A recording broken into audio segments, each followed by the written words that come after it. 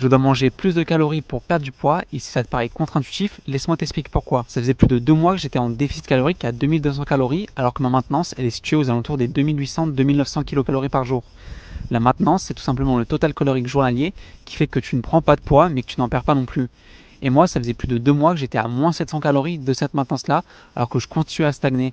En fait, je stagnais tout simplement parce que mon métabolisme, il s'était habitué à ça, il s'était habitué à ce total calorique. Et la pire chose qui puisse t'arriver quand tu veux perdre du gras, c'est tout simplement de stagner.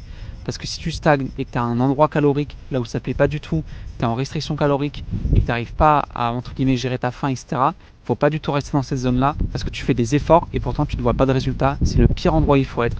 Du coup, actuellement, je suis en train de remonter mes calories petit à petit pour revenir vers ma maintenance qui est normalement vers les 2800 et ainsi je pourrais créer un déficit en descendant depuis ces 2800 petit à petit jusqu'à atteindre le résultat que je veux. Et là, normalement, mon métabolisme sera relancé, il sera réhabitué et donc je devrais perdre du gras.